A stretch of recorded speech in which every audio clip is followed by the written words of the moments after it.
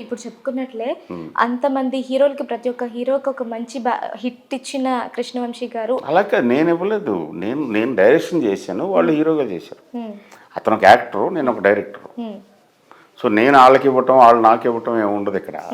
మేమిద్దరం కలిపి ఒక పని చేసాం. మేమిద్దరం అంటే ఇలాగ ఒక 200 మందిని కలిపి ఎవరెవరు వాళ్ళ వాళ్ళ పనులు చేశారు. మ్యూజిక్ డైరెక్టర్ మ్యూజిక్ క్రియేట్ చేస్తాడు, కెమెరామెన్ ఫోటోగ్రఫీ చేస్తాడు, సెట్ డైరెక్టర్ ఆర్ట్ డైరెక్టర్ సెట్లు వేస్తాడు, ప్రొడ్యూసర్ డబ్బులు పెడతాడు. అన్నీ కలిపితేనే సినిమా. సో ఏ ఒక్కడిది కాదు. అయితే వీళ్ళందరినీ పని చేయడానికి స్టార్టింగ్ పాయింట్ డైరెక్టర్ అవుతాడు. యాక్చువల్గా కథ రచయిత అవుతాడు, డైరెక్టర్ కూడా కాదు. ముందు కథ వస్తుంది. కథ బాగుంటేనే కదా సార్ యాక్టర్ బాగా యాక్ట్ చేయగలుగుతాడు. ఆ తర్వాతే కదా బాగా హిట్ అయ్యేది సినిమా. అంతేగా. సో అందుకని కథ ఫస్ట్. ఆ కథను అందించింది మీరే కదా. మీరు ఇప్పుడు రంగమార్తాడ కథ నేను రాలేదు కదా, సినిమా. ఇది ఒక ఐడియా. నాకు ఐడియా ప్రకాష్కి వచ్చింది, నేను చూసి నాకు ఒక ఐడియా వచ్చింది. నేను అడిగే క్వశ్చన్ ఏంటి అంటే, అంత మంచి హిట్స్ ఇచ్చిన హీరోలు ఇప్పుడు కృష్ణవంశీ గారిని పక్కన పెట్టారు. ఆయన దగ్గర నన్ను హీరోలు నన్ను పక్కన పెడతానికి ఒకప్పుడు నన్ను ముందు పెట్టారా? హీరోలు ఏం చేస్తారు? వాళ్ళకి సక్సెస్ ఇచ్చే డైరెక్టర్స్ తోటి పని చేస్తారు. యాక్టర్స్, హీరోస్ కండక్ట్ యాక్టర్స్, అంతే కదా. సో వాళ్ళు నన్ను ముందు పెట్టడం, వాళ్ళు నన్ను పక్కన పెట్టడం, వాళ్ళు నన్ను వెనకాల పెట్టడం అని ఉండదు. వాళ్ళే నన్నేం చేయట్లేదు, నేను డైరెక్షన్ చేస్తాను, వాళ్ళు హీరోలుగా చేస్తారు. సో హీరోలు పక్కన పెట్టారా అనేది పూర్తిగా కరెక్ట్ కాదు. కరెక్టే కదా అసలు. That's wrong statement. Mahesh Babu గారితో కావచ్చు, ఎన్టీఆర్ గారితో కావచ్చు, ప్రభాస్ గారితో కావచ్చు, ఎప్పుడు మూవీస్ అనౌన్స్ చేయబోతున్నారు? ఏం అలాగ నాకు ఆ ఫ్యాసినేషన్ లేదు. వీళ్ళతో సినిమా చేయాలి, వీళ్ళతో సినిమా. నేను మహేష్తో సినిమా చేస్తున్నప్పుడు మహేష్ ఫ్లాప్స్లో ఉన్నాడు.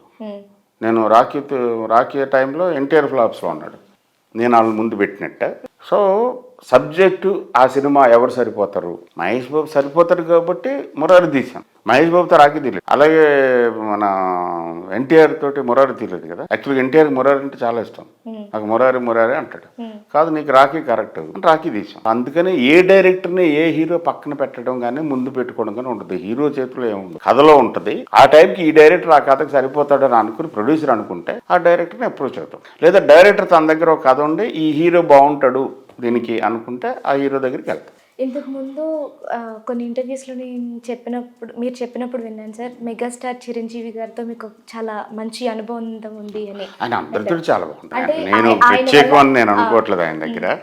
ఆయన అందరితోటి కూడా అలాగే ఉంటారు. చాలా లార్జ్ హార్టెడ్ పర్సన్. ఆయన చేసిన మేలు నేను ఎప్పటికీ మర్చిపోలేను అని చెప్పడం కూడా జరిగింది.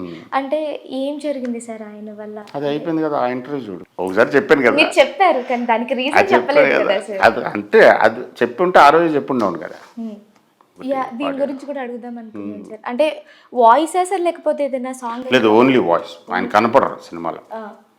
ఆయన కనపడరు. ఒక నటుడు తన గురించి తను చెప్పుకుంటే ఎలా ఉంటుంది అనేది, ఆయనకంటే అద్భుతమైన గొప్ప నటుడు ఒక 40 ఏళ్ళుగా మనతో పాటు ప్రయాణం చేస్తున్నారు కాబట్టి, ఆయన మనల్ని ఎంటర్టైన్ చేస్తూ ఉన్నారు కాబట్టి, ఆయన అన్ని రకాల ఎమోషన్స్ అద్భుతంగా చేయగలరు కాబట్టి ఆయన వెళ్ళి రిక్వెస్ట్ చేయడం జరిగింది. ఆయన ఇమ్మీడియట్గా చాలా kind hearted, so kind hearted. Sehari అంటే సౌండ్స్, షాయరీ అంటే వచన కవిత్వం అనొచ్చు తెలుగులో. శ్రీశ్రీ గారి ప్రక్రియ బాగా వాడారు. అంటే పద్యం కాదు, పాట కాదు, మాట కాదు, ఒక మ్యూజికల్గా ఉండే మాటలు అనుకోవచ్చు. దాంట్లో అది ఆయనతోటి రెండరింగ్ అంటారు దాన్ని, రెండిషన్ జరిగింది. చిరంజీవి గారితో అలా చేయించాలని ఎందుకు అనిపించింది సార్? చెప్పాను ఎందుకంటే ఇన్ని సంవత్సరాలుగా, ఇన్ని దశాబ్దాలుగా తన తెలుగు జాతికి అన్ని రకాల ఎంటర్టైన్మెంట్ ఇస్తూ ఒక మంచి ఎగ్జాంపుల్గా క్రియేట్ అయ్యాడు ఆయన, పర్సనల్ లైఫ్లో కానీ ప్రొఫెషనల్ లైఫ్లో కానీ. అందుకని తనతోటి ప్లస్ నాకు ఆటోమేటిక్గా నాకు చాలా దగ్గర. ఆయన వాయిస్ చాలా బాగుంటుంది, తెలుగు చాలా స్పష్టంగా వస్తుంది. ప్లస్ ఈ మాటలు మాట్లాడడానికి నేను ఒక నటుణ్ణి అని చెప్పడానికి కంప్లీట్ అర్హత. అలాగే చాలామంది ఉన్నారు. అందులో ఆయన బాగా పాపులర్, బాగా రీచబిలిటీ ఉంది కాబట్టి అందరి దగ్గరికి. ప్లస్ నాకు ఆయన దగ్గర ఒక ప్రాక్సిమిటీ ఉంది కాబట్టి ఆయన చెప్తే బాగుంటుంది అని. మెగాస్టార్ చిరంజీవి గారితో అప్పట్లో చెప్పారు కదా సార్, వందే మాత్రం అనే ఒక సినిమాని అనుకుంటున్నామని. అది ఎప్పుడు తీసుకొస్తారు? అంటే ఏమన్నా భవిష్యత్తులో తీసుకొచ్చే ఆలోచన ఉందా? యూనివర్స్ పర్మిషన్ ఇవ్వాలి. అండ్ బాలకృష్ణ గారితో కూడా ఒక ప్రాజెక్ట్ని అనుకున్నాను అని అన్నారు, అది కూడా కుదరలేదు, అప్పుడు యూనివర్స్ పర్మిషన్ అవ్వలేదు. మళ్ళీ ఇస్తుందేమో ఇక్కడే ఉన్నాం కదా. యూనివర్స్ పర్మిషన్ ఏంటి సార్, నాకు అర్థం కాదు. అంతే కదా, మన చేతులు ఏం లేదు. మన చేతులు లేదు అంటే యూనివర్స్ పర్మిషన్ ఇస్తే మీరు చేస్తారా? అంతే.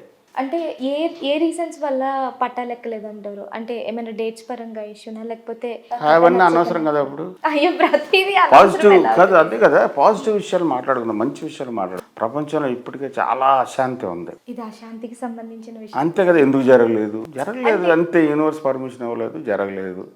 మళ్ళీ దానికి వెళ్ళిపోవడం ఎందుకు, మనం జరగలేదు కదా. అండ్ పవన్ కళ్యాణ్ గారితో కూడా, అంటే పవన్ కళ్యాణ్ గారితో తీయాలని చాలా మందికి ఒక కోరిక ఉంటుంది, మీకు కూడా ఒక కోరిక ఉంది అని చెప్పారు. ఉంది, కానీ తాను తగ్గ సబ్జెక్ట్ కూడా ఇవ్వాలి. ఆయనతో ఆషమాష సినిమాలు చేయలేం. బ్రహ్మాండం. పైగా ఇవాళ ఇంకా ఆయన ఇమేజ్ చాలా రేట్లు పెరిగిపోయింది. ఒక సోషల్ కమిటెడ్ పర్సన్ కింద చాలా పెద్ద ఇమేజ్లో ఉన్నారు ఆయన. సో తనతో సినిమా చేయాలంటే మళ్ళీ అలాంటి స్క్రిప్ట్, పైగా నేను చేయడం అనగానే మళ్ళీ దానికి వేరే లెక్కలు మొదలైపోతాయి. ఏం లేదు, నేను అలాగా యాక్టర్ని బట్టి స్క్రిప్ట్ రాయలేను, నాకు రాదు అది అలాగా. నాకు ఒక క్వశ్చన్ వచ్చింది సార్, అడుగుతున్నాను అంతే. ఇప్పుడు మీరు అన్నారు కదా యాక్టర్స్ని చూసి నేను కథను రాయను అని. నిజంగా మరి చాలామంది మేము ఈ స్టోరీ పవన్ కళ్యాణ్ గారి కోసం రాసాము, ఈ స్టోరీ మహేష్ బాబు గారి కోసం రాసాము అంటూ ఉంటారు కదా. అంటే మరి కథ నుంచి హీరో పుడతాడా, లేకపోతే హీరో నుంచే కథ పుడుతుందా? అది నువ్వు వాళ్ళని కదా అడగాల్సింది. ఎందుకంటే మీరు కూడా నా వరకు నేను ఆన్సర్ చెప్పాను కదా, నాకు ఏదో ఒకటి అనిపిస్తుంది, దాన్ని కథగా రాసుకుని అప్పుడు ఎవరెవరు.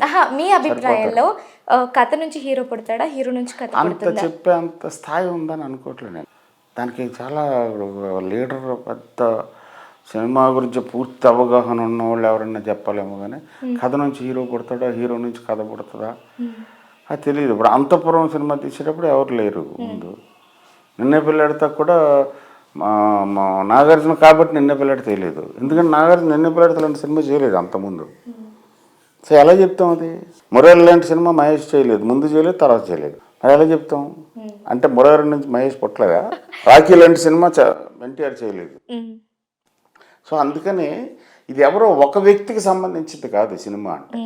నిర్మాతల పరంగా మీవి కొన్ని సినిమాలు చాలా మంచి హిట్లు అయిన సినిమాలు కూడా, ఆ హిట్లైన సినిమాలు కూడా కాస్టింగ్ పరంగా ఫెయిల్యూర్ అయ్యాయి అన్న ప్రచారం ఉంది. అంటే ఎక్కువ కాస్టింగ్ తీసుకుంటూ ఉంటారు కదా, దాని పరంగా నిర్మాతల శ్రేయస్సుని పక్కన పెడతారా కృష్ణవంశీ గారు అనే ఒక డౌట్. నేనైతే అలా చేయలేదు ఎప్పుడన్నా.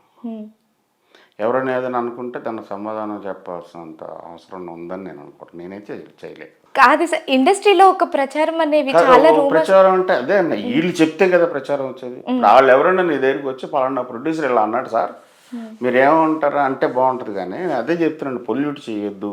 ఎవడో ఏదో అనుకుంటున్నాడని అది తీసుకొచ్చి నాతోటి ఏదో వాయించి మళ్ళీ దాన్ని కాంట్రోల్ చేసి దాన్ని తీసుకెళ్ళి ఇంకొకటి దగ్గర అని ఆడి దగ్గర కెమెరాలు పెట్టి ఎందుకు ఇదంతా అవసరం లేదు కదా.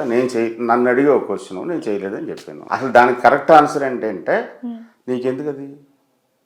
నిర్మాత శ్రేయస్ నువ్వు ఇస్తావు డబ్బులు నిర్మాతకి, నువ్వు ఇస్తావు నాకు డబ్బులు, నువ్వు ఇస్తావు మా ఇద్దరికి పని, నాకు నిర్మాతకి. ఆ నిర్మాత ఏమన్నా నీకు బంధువా, స్నేహితుడా? కాదు. మరి నీకెందుకు అది? అదే అసలు క్వశ్చన్, అసలు ఆన్సర్ అది. మీరు నవ్వుతూనే నిజంగా నాకు బాగా దిబ్బుతున్నారు, నాకు అర్థమైపోయింది కదా. కాదు, నువ్వు అనవసరంగా తెలుసుకుంటున్నావు, అయ్యి అనవసరం. పొల్యూట్, అదే ముందు చెప్తాను, పొల్యూట్ చేయొద్దు. అనవసరమైన విషయాల గురించి మనం మాట్లాడుకోవద్దు, అవసరమైన విషయాల గురించి మాట్లాడతాం. Sun International Vijaya Bheri bachelor of hotel management లో university first rank, second rank, third rank. BSc food and nutrition లో university first rank, second rank, third rank. BBA లో university second rank, third rank సాధించడం కేవలం సన్ ఇంటర్నేషనల్ విద్యార్థులకే సాధ్యం. Sun international